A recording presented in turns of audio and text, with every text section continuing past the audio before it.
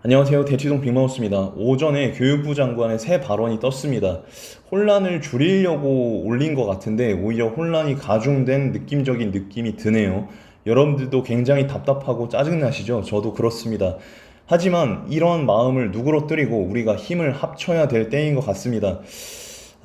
제가 이번 기회를 통해서 교육부 장관에 대해서 좀 조사를 해봤는데요. 생각보다 무시무시한 분이셨습니다. 제가 이따가 말씀을 드리고요. 그리고 지난 영상에서 좀 순한 맛이라고 지적을 해주셨던 분들이 계세요. 제 나름대로는 조금 매운맛으로 한다고 했는데 아무래도 유튜브의 특성상 조금 여러분들이 생각하시는 것만큼 맛이 맵지 않았던 것 같아요. 순했던 것 같아요. 그래서 제가 이번 영상에서는 독자분들이 남겨주셨던 댓글들을 몇 개 소개해 드리면서 그런 여러분들의 답답함을 좀 해소를 해 드리려고 하고요. 그리고 이제 점검옥에 있어서 방향성이 좀 명확해졌거든요. 그 부분들에 대해서도 말씀을 드리겠습니다. 영상이 도움이 되신다면 구독과 좋아요 한 번씩 부탁드립니다. 이제 본격적으로 진행하기 전에 정치가들의 고전적인 수법에 대해서 좀 알고 가셔야 될 것 같은데요. 여러분들 정치가들이 한 걸음을 전진하기 위해서 보통은 어떻게 하냐면 두 걸음을 먼저 나갑니다. 두 걸음을 먼저 나가요. 그러면 대중들이 당연히 반대를 하겠죠. 그러면 어떻게 못 이기는 척 하다가 한 걸음을 싹 후퇴를 해줍니다. 그럼 최종적으로는 어떻게 됩니까? 네, 한 걸음 전진한 셈이 되죠. 다시 두 걸음을 앞서 나갑니다. 대중의 반대가 거세면 한 걸음 후퇴해 줍니다. 절대 두 걸음 후퇴는 안 합니다. 그러면 최종적으로 한 걸음 전진한 셈이 되는 거죠.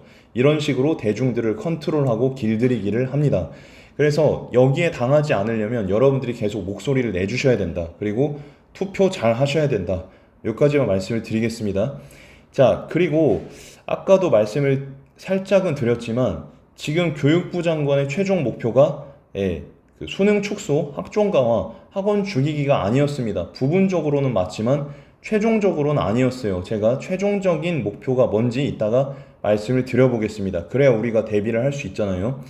그리고 지금 많은 분들 착각하시는 부분들이 뭐냐면 수능을 축소했을 때 사교육이 폐지될 거라고 생각하시는 분들이 있는데 그게 아닙니다. 결론만 말씀드리면 제가 미국과 유럽, 호주의 경우를 예를 들어서 말씀을 좀 드려보려고 하고요.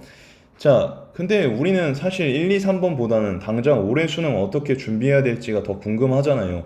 거기에 대해서도 말씀을 나눠보도록 하겠습니다. 그리고 구독자분들의 속마음 전해드리려고 합니다.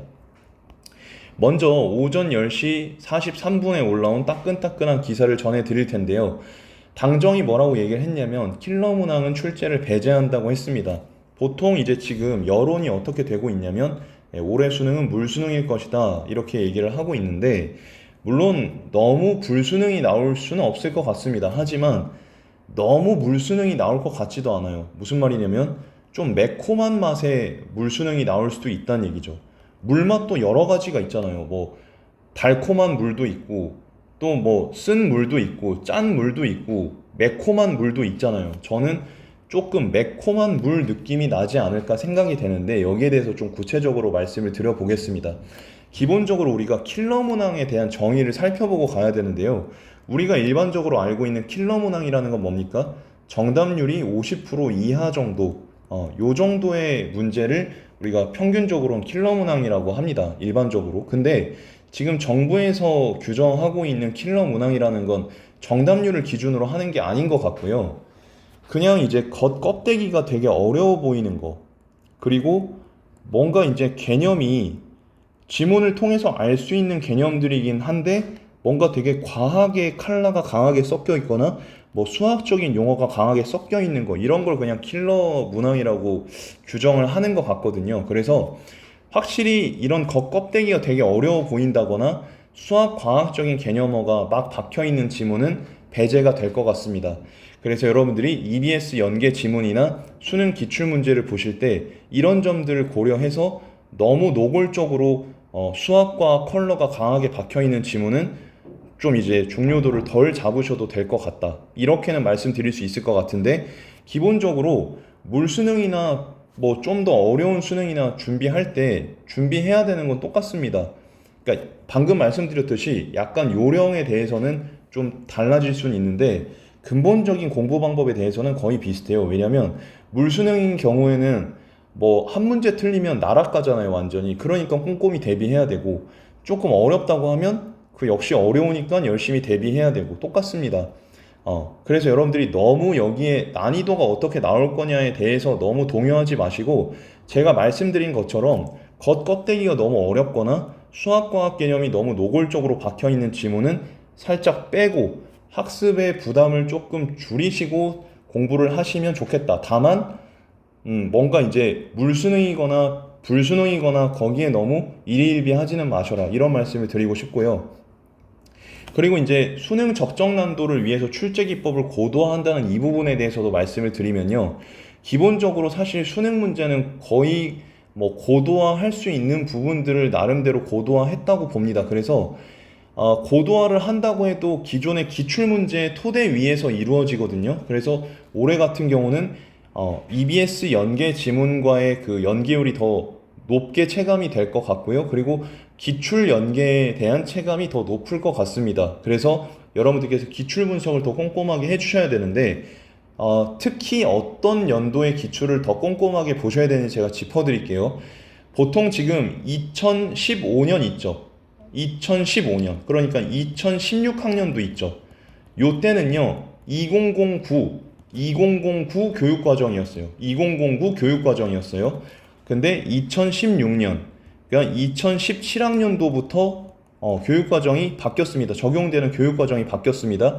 이때가 2012 교육과정입니다. 그래서 이때부터 한 2019년 그러니까 2020 학년도 그때 정도까지가 2012 교육과정으로 출제가 됐던 그런 어떤 해가 되겠습니다. 그리고 2020년부터 지금까지가 2015 교육과정이고요. 그리고 2028년부터 2020 교육과정을 이제 적용을 하겠다 이렇게 얘기를 하고 있는 겁니다. 2020 교육과정이 아니라 그 다음 교육과정 제가 2019 교육과정인가요? 네, 요거를 이제 적용을 하겠다 이렇게 얘기를 하고 있는 상황인 것 같습니다. 어쨌거나 지금 우리가 조금 단서를 얻을 수 있는 부분이 이렇게 교육과정이 바뀌는 요 시기에 평가원이 어떻게 출제를 했는가 이걸 살펴보면 될 것 같습니다. 그래서 만약에 부모님들께서 이 영상을 보고 계신다면 자녀분들한테 2016년부터 2019년까지의 기출문제를 꼼꼼히 보는데 요때 경향성을 한번 너가 정리해봐 이렇게 말씀을 해주시고요. 그리고 지금 말씀드렸다시피 2020년부터는 교육과정이 또 바뀌었다고 했잖아요.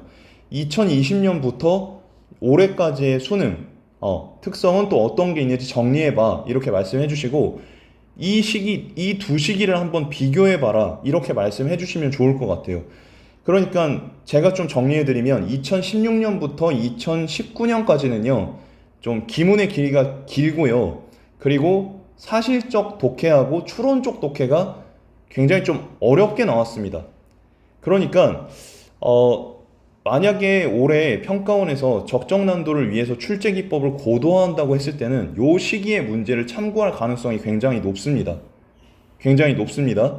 그리고 지금 이 2016년부터 2019년까지 난이도가 좀 높다고 말씀드렸는데 그럼 반대로 말씀드린다면 2020년도부터 이제 올해 6편까지는 조금 난이도가 쉬워졌다고 볼 수가 있거든요. 이 사이에서 난이도를 맞추지 않겠느냐는 게 저의 예상입니다. 아마 거의 맞을 거예요. 그러니까 그리고 이것 외에 달리 준비할 수 있는 방안도 없습니다. 그렇기 때문에 여러분들께서 만약에 어머님 아버님이 보신다면 이러한 것들을 이제 자녀분한테 말씀을 좀 해주시던지 영상을 전해주시면 좋겠고요. 이제 수험생분들이 보신다면 이런 포인트에 맞춰서 진행을 하시면 좋을 것 같아요. 이해되셨죠? 자, 그러면 이 지금 기사를 좀 더 우리가 자세히 살펴보면요. 이 교육부 장관이 앞으로 공정한 수능이 되도록 공교육과정 내에서 다루지 않은 내용은 출제를 배제하고 적정 난이도가 확보되도록 출제 기법을 고도화하기 위한 시스템을 점검하겠다고 했는데 이 워딩이 좀 불편한 건 저만 그런가요? 네, 고도화한다는 게 대체 무슨 뜻인지를 알려줘야 되는 거 아닙니까? 그리고 이제 이 모두 발언에서 공교육 정상화와 사교육 경감의 출발점이자 중요한 원칙은 공정한 수능 평가라고 했습니다. 이따가 뒤에서 보시겠지만 여러분 공정한 수능 평가가 됐을 때 만약에 사교육이 경감이 될까요? 그리고 정부가 국민들이 사교육을 선택할 권한을 이렇게 뭔가 이제 건드리는 이 행위가 과연 자유민주주의의 어떤 시스템과 적합한가? 거기에 대해서는 저는 좀 의문이 듭니다.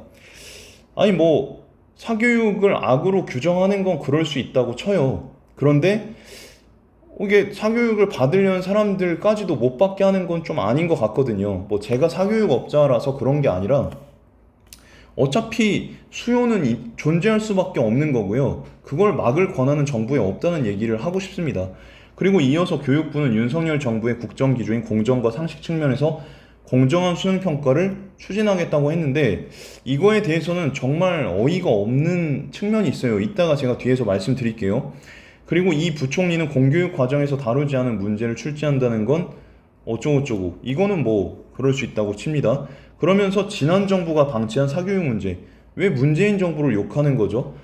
물론 저는 정치적 중립을 지키겠지만 왜 이걸 지난 정부 탓을 하는지 모르겠어요. 그냥 뭐 잘못된 게 있으면 고치던지. 근데 굳이 이 시점에서 지난 정부를 들먹이는 건 잘 이유를 모르겠습니다. 방치한 사교육 문제, 특히 학생, 학부모, 교사 모두 힘든 와중에 학원만 배불리는 작금의 상황에 대해 지적하셨음에도 신속하게 대책을 내놓지 못한 데 교육부 수장으로서 죄송하다는 말씀을 드린다고 고개를 숙였습니다. 아니, 물러나셔야 되는 거 아닙니까? 이 정도면? 저는 그렇게 생각합니다. 그리고 이 부총리는 야당에서 비판을 쏟아내는 데 대해서도 적극 해명했다고 하는데 그 해명이라는 게 뭐냐 보시면 일각서 소위 물수능 이슈로 치환시키는 경향이 있는데 공정한 수능은 결코 물수능을 의미하는 것이 아니다. 이렇게. 근데 이렇게만 말씀하셨으면 모르겠어요. 이거는 제가 예상한 거랑 똑같죠. 그런데 뒤에 말씀이 또 우리를 더 혼란스럽게 만들어요. 우리 아이들이 학원으로 내몰리지 않도록 하는 공정한 수능이 돼야 한다는 의미이고 라고 하셨습니다. 근데 하여튼 이게 지금 어떻게 될 것인지는 올해 수능을 한번 봐야 될 것 같은데요. 지금 교육부 장관의 이 말씀이 지금 설득력이나 타당성이 별로 없어 보이는 게 뭐냐면 이분은 수능 폐지론자거든요. 수능 폐지론자께서 이런 얘기를 하시니까 저는 조금 그렇습니다. 생각이 바뀌신 건지 아닌지 모르겠지만요. 뭐 요런 거야 해야 되겠지만요. 자, 그 다음 기사로 가보시면 자, 학원만 배불리는 상황이라고 했는데요. 일부 대형 학원만 그렇습니다. 소형 학원들은 지금 더 안 돼요. 인강도 잘 돼 있고 그래서 소형 학원들은 더 잘 안 됩니다. 일부 대형 학원들하고 그리고 이제 좀 내실이 있는 강소 학원들은 잘 될 수 있지만 그 전체 학원이라고 이제 이렇게 말씀하시는 건 지금 천만 사교육업자들을 좀 이제 너무 이렇게 하대하는 게 아닌가. 뭔가 하대라고 하면 이상하지만 어쨌든 너무 폄하하는 게 아닌가. 그리고 객관적인 워딩이 아니라 좀 주관적인 워딩이 아닌가. 이런 생각이 좀 듭니다. 그래서 여기 보시면 이거 오타네요, 오타. 자, 지난 문재인 정부가 방치한 사교육 문제는 학생, 학부모, 교사 모두 힘든 상황에서 학원만 배불렸다면서 이렇게 얘기를 하고 있는데 참 좀 그렇습니다. 하여튼 네. 자, 그러면 진짜로 이 말이 설득력이 있는지 없는지 제가 이 기사를 통해서 말씀을 드려보겠습니다. 방금 전에 제가 말씀드렸던 이 기사가요. 오전 10시 하고요. 오늘 오전 10시 하고 지금 오전 10시 43분입니다. 근데 지금 10시 45분이면 이제 거의 비슷한 시간에 뜬 기사입니다. 근데 아까 전에 그런 말씀을 하시면서 어떤 얘기를 하냐면요. 학생 학력 진단을 강화한다라고 해놓고 자사고랑 외국어고를 존치하겠다고 했거든요. 아니 이게 무슨 의미입니까? 이게 대체 이게 무슨 얘기예요? 댓글 한번 보도록 하겠습니다. 욕할 뻔한 거 참은 거 아시죠? 자, 보시면 자사고 외고 준비하는 사교육비도 만만치 않은데 왜 수능만? 특목고는 왜 냅두냐? 거기도 사교육발로 입학하는 곳인데 이렇게 학종 중심 수시 모집도 대폭 축소시키고 수능과 실력 위주로 가는 정시 확대해라. 사교육부 줄인다면서 자사고 외고는 왜 존치하냐? 이해가 안 된다. 수능 킬러 문항 없앤다면서 자사고 외고는 왜 존치하냐? 이렇게 지금 여론이 이렇습니다, 여러분. 여러분들도 지금 생각이 크게 다르지 않으시죠? 뭐 정치 색깔이 어떻든지 간에 여기에 대해서 납득을 못하는 건 다 똑같을 겁니다. 이렇게 대동단결을 시켜주네요. 예. 자, 그럼 아까 전에 만약에 수능을 축소하거나 폐지했을 때 그럼 과연 사교육이 없어질 거냐? 제가 이제 어떤 분의 기사 뒤에 출처를 적었습니다. 요 이제 포스팅을 통해서 말씀드릴 건데요. 지금 이 사진이 미국 뉴욕 퀸스 플러싱의 한국 보습 입시 학원인 엘리트 아카데미에서 진행된 SAT 대비 특강입니다. 요 특강 모습인데, 자, 여기 보시면 한국 보습 입시 학원이네요. 한국인들이 미국까지 갔어요. 그러니까 지금 제가 말씀드리는 건 시스템이나 제도 문제가 아니다라는 걸 말씀드리고 싶어요.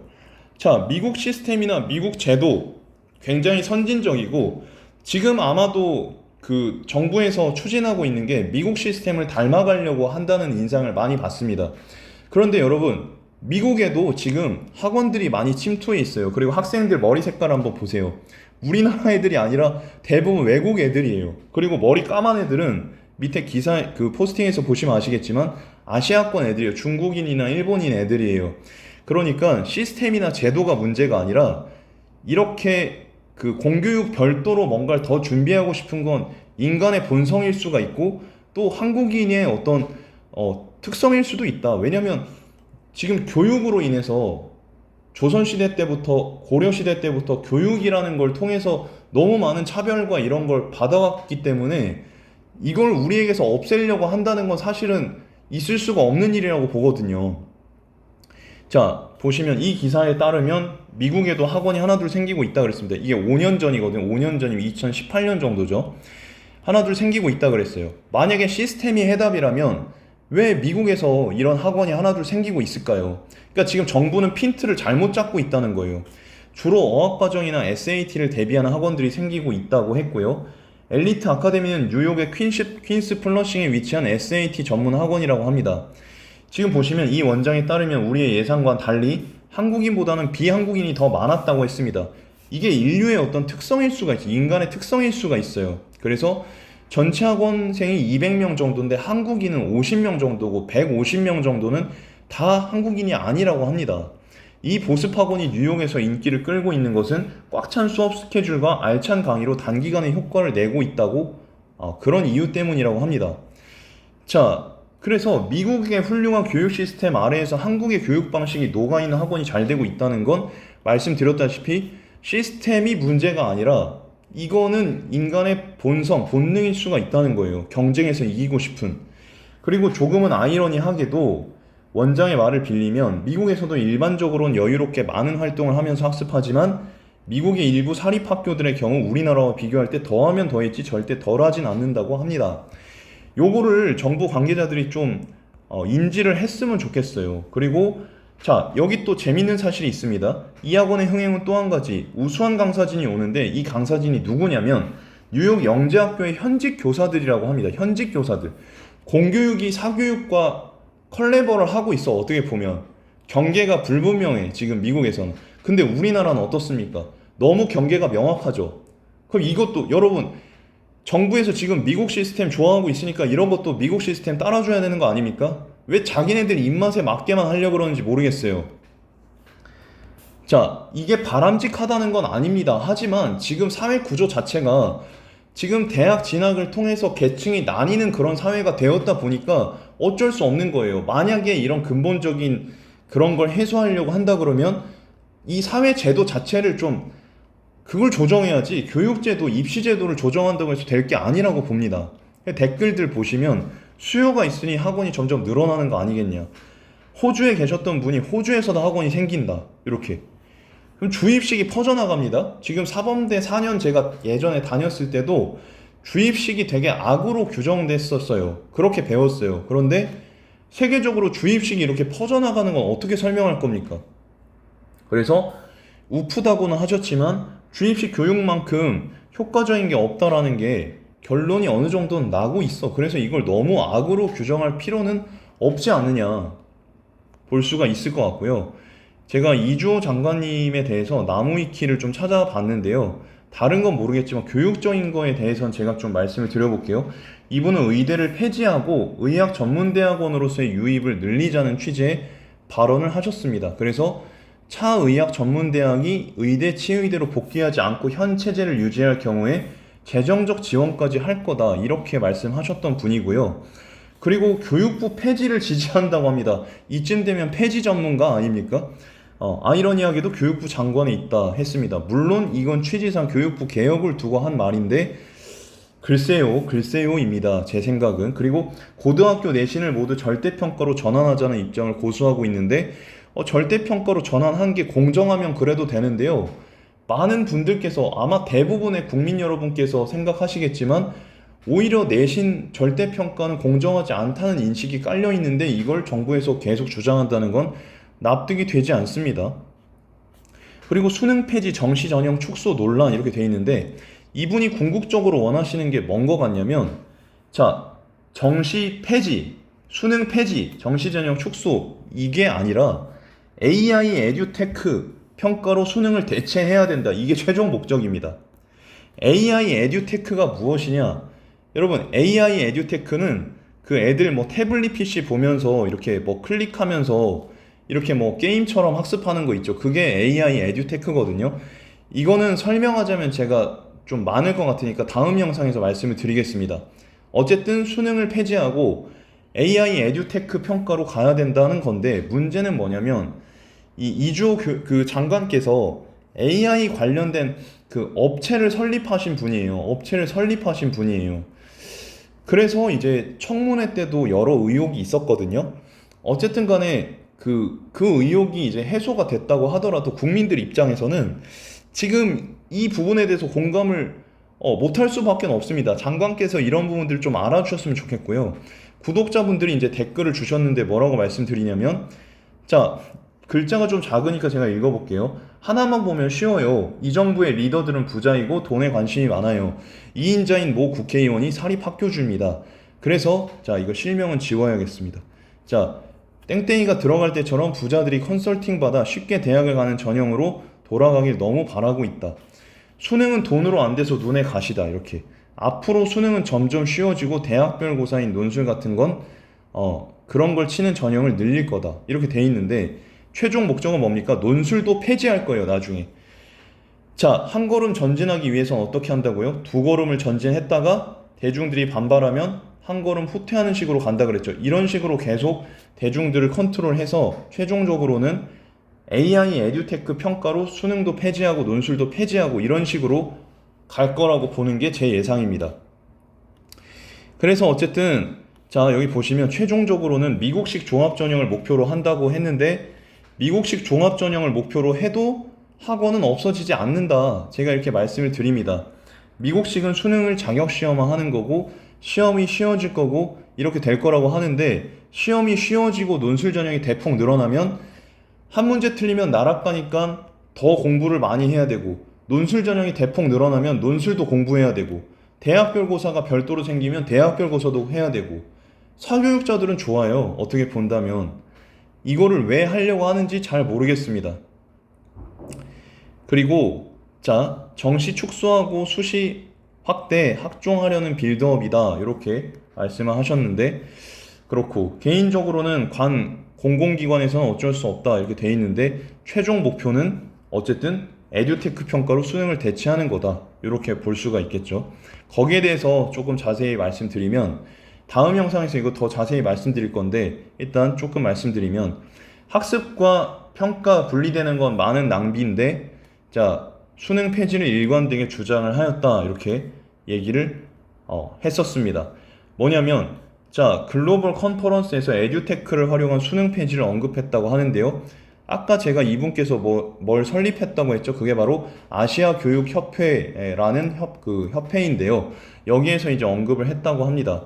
국민일보에 따르면 이 후보자는 당시 학습과 평가가 분리되는 것은 많은 낭비를 초래한다. 수능이 대표적이다. 이렇게 말씀을 하셨습니다. 이런 학습과 평가의 분리 문제를 AI를 통해 전환할 수 있다. 이렇게 말씀하셨는데 AI 기술은 스텔스 평가라고 해서 그냥 아이들이 즐겁게 공부하고 있으면 평가는 자동적으로 되는 것 이렇게 말씀하셨습니다. 그리고 이거를 이제 실현하기 위한 좋은 모델이 뭐냐면 듀오링고라는 어플 프로그램이라고 합니다. 듀오링고는 이제 영어를 학습하는 프로그램이고 저도 써봐서 아는데 여기에도 말이 많거든요. 어쨌든 이러한 어플리케이션을 써서 부담을 확 줄일 수 있고 AI 교육 기술로 대체할 수 있다고 하는데 그럼 여러분 사실상 참 이게 그 전 국민들의 교육 수준을 하향 평준화하겠다는 생각으로 저는 해석이 되고요. 뭔가 좀 그렇습니다. 그리고 이제 이런 그 고교 교육과정 내에서는 변별력이 없어지니까 다른 부분, 아까 우리 구독자분들이나 이런 분들이 말씀해 주셨던 것처럼 또 다른 제도를 통해서 뭔가 변별력을 확보하려고 한다. 근데 그게 숱이 같다. 이런 생각이 드는 거죠. 그래서 교사와 AI 기술이 공동으로 학생들이 공부하는 과정마다 자연스럽게 평가하고 그 결과를 누적해 분석하면 수능이 필요 없게 된다는 뜻으로 풀이된다. 이렇게 되어 있습니다. 입시는 결국 AI가 제공하는 지속적 맞춤 평가와 교사가 인간적 연결을 통한 평가로 대체된다고 봤다고 합니다. 여러분, 유럽이나 미국 선진국들도 지금 이러한 포맷을 갖고 있는 나라들도 이걸 시행을 안 하고 있는데 왜 이분은 먼저 앞서가는 걸까요? 대한민국이 앞서가는 게 어떻게 보면 좋을 수도 있겠지만 글쎄요, 괜히 검증되지 않은 이 급진적인 제도로 해서 국민들이 피해를 보지 않을까 굉장히 걱정이 됩니다. 그러면 자, 전과목에 대해서 어떻게 준비를 해야 되는지 제가 간단하게 정리를 해드리고 마치도록 하겠습니다. 일단 국어에 대해서는 아까 말씀을 드렸지만 먼저 EBS와 기출 연계를 꼼꼼하게 보셔라.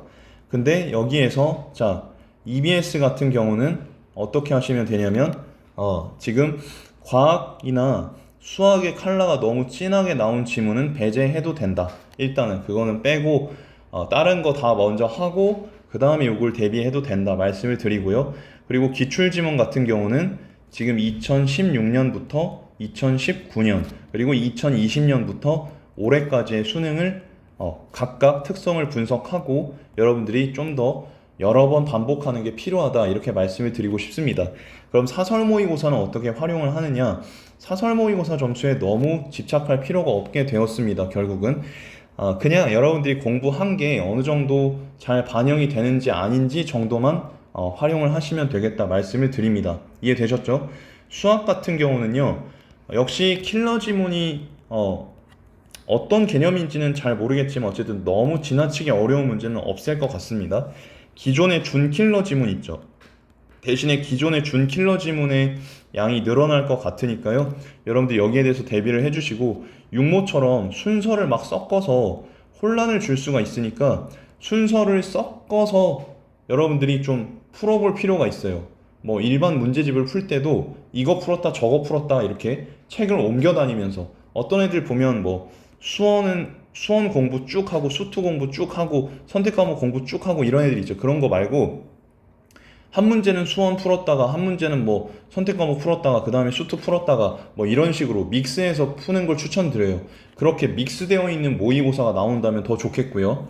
그리고 영어 같은 경우는 사실 뭐 큰 변화는 없을 것 같아요. 그래서 그냥 여러분들께서 EBS 수특이랑 또 영어 독해 연습이랑 뭐 그 다음에 수능 완성이랑 또 이런 것들 잘 보시면 될 것 같습니다. 듣기 평가 책도 좀 보시면 좋을 것 같고 어쨌든 EBS 시리즈는 좀 보셔야 된다. 수학도 마찬가지고 아시겠죠?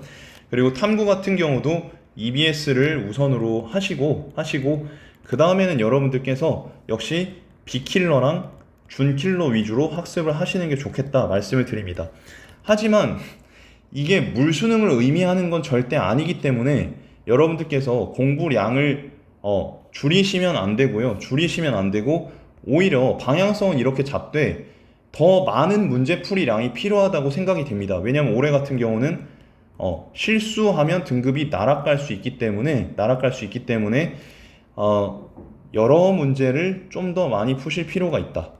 여러 문제를 좀 더 많이 푸실 필요가 있다. 그래서 이론 공부는 사실 지금 이론 공부가 안 끝난 친구들이 있을 수 있는데요. 이론 공부 빨리 정리하시고 적어도 7월부터는 빨리 문제풀이 들어갈 수 있도록 방향성을 잡으시는 게 좋을 것 같습니다. 어차피 깊은 이론은 내지 못할 것 같아. 그리고 여러 이론이 막 통합되어 있는 건 내지 못할 것 같고 제가 말씀드린 이러한 방향성으로 출제될 것 같으니까 방향성 이렇게 잡고 좀 공부에 대한 너무 어려운 공부에 대한 부담감은 줄이되 공부량을 좀 늘리자, 문제풀이량을 좀 늘리자 이렇게 정리를 해드릴 수가 있겠습니다. 그래서 오늘 제가 또 좀 다소 흥분했을 수도 있어요. 그리고 좀 매운맛으로 해달라고 하시는 분들이 계셔서 조금 매운맛으로 말씀드렸는데 조금 너그럽게 양해를 부탁드리고요. 대치동 빅마우스는 또 다음 영상에서 좋은 영상으로 찾아뵙도록 하겠습니다. 감사합니다.